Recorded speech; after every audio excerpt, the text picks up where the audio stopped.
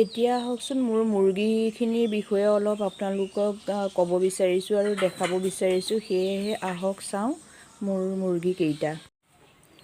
এই যে কণী 9টা মই এনেকৈ দাগ দি লৈছোঁ। এই কণীকেইটা মই আজি এজনী চৰাইক উমনি দিবৰ কাৰণে মই লৈছোঁ।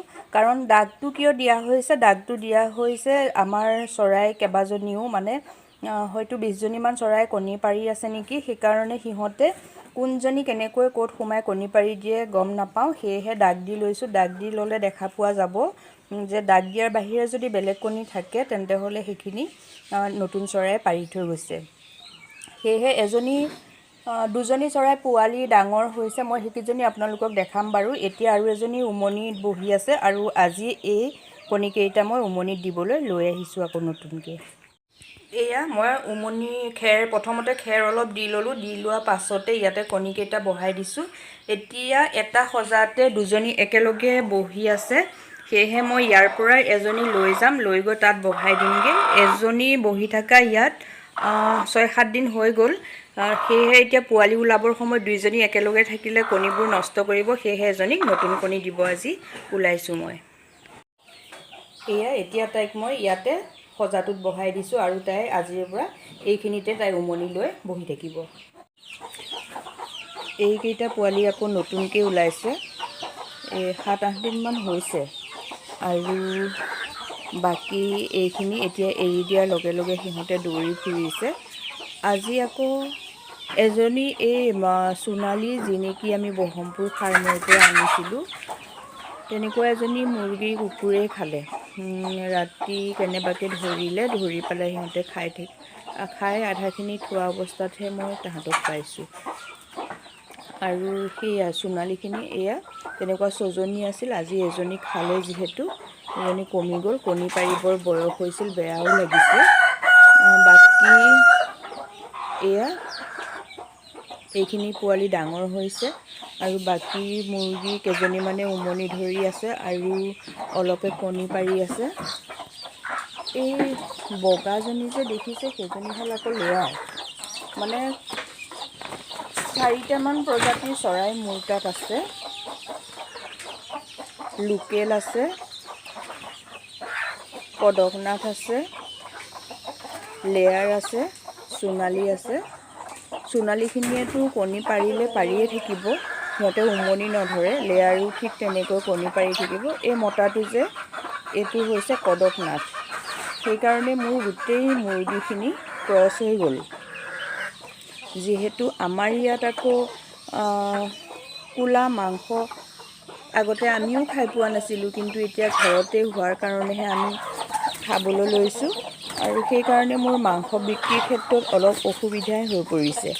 মানে ওচৰে পাজৰে যিসকলে নি থাকে তেখেতসকলে এতিয়া আকৌ কোলা মাংসৰ কাৰণে নাখায়। মই এতিয়া বজাৰতে বিক্ৰী কৰিব লগা হয়। বিহুৰ সময়ত মই অলপ বেচিলোঁ।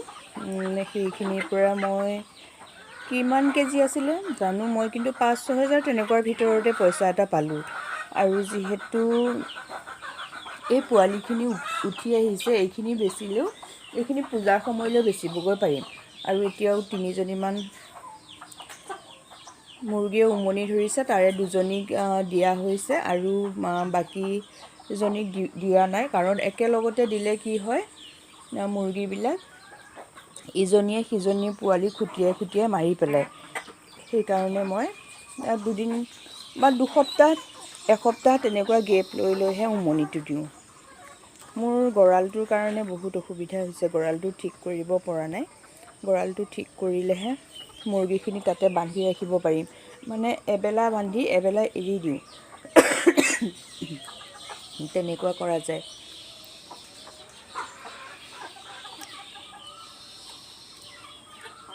মুৰ্গী উমনি দিয়াৰ 21 দিনৰ ভিতৰতে 21 দিন লাগে আৰু 21 দিনৰ পাছতে পোৱালি ফুটে। আৰু তাৰপাছত পোৱালি চৰাই 2 মাহ পোৱালিৰ লগত তাহাঁতে ব্যস্ত থাকে। তাৰপিছতে আকৌ কণী পোৱা যায়। লেয়াৰ বা সোণালী থাকিলে কি হয়, সিহঁতৰ পৰা কণীটোহে পোৱা যায়। কিন্তু সিহঁতৰ কণীও উমনি দিলে তাৰ পৰাও পোৱালি হয়, কিন্তু উমনি নধৰে। কাৰণ লোকেল মুৰ্গী পুহিলে এটাই ভাল হয়, তাৰ পৰা আমি পোৱালিখিনি পাই থাকোঁ আৰু পোৱালিখিনি পালে আমাৰ বেচা বিক্ৰীৰ কাৰণে সুবিধা হয় আৰু যেতিয়া আমি বিক্ৰী কৰোঁ তেতিয়া হয়তো আমাৰ হাত খৰচ এটাও ওলায়। সেইকাৰণে এনেকৈ কিছুমান বস্তু আমি ঘৰত ৰাখিব লাগে, যিখিনি নেকি বেছি কষ্টও কৰিব নালাগে, তাৰ পৰা সহজে পইচা এটা পোৱা যায়। আমি মহিলাসকলে নহবা সদায় পুৰুষলৈ হাত পাতি থাকিব লাগে। চাকৰি কৰাসকলৰ কথাটো বাদেই, তেওঁলোকেতো দৰমহা পায়। আমি চাকৰি নকৰাসকলে এনেকৈ কিছুমান কাম কৰিলে আমাৰ কাৰণেই সুবিধা হয়, যিহেতু আমি এটা মোবাইল চলাবলৈও আমাৰ পইচাৰ প্ৰয়োজন। সেইকাৰণে মোবাইলৰ ৰিচাৰ্জটোৰ কাৰণেও আমি এনেকৈ পইচা এটা উলিয়াব পাৰোঁ। যদিহে মোৰ এই ভিডিঅ'টো আপোনালোকে চাই ভাল পাইছে তেন্তে হ'লে লাইক কৰিব, শ্বেয়াৰ কৰিব আৰু ছাবস্ক্ৰাইব কৰিব, বেল আইকনটো দবাই দিব। নমস্কাৰ।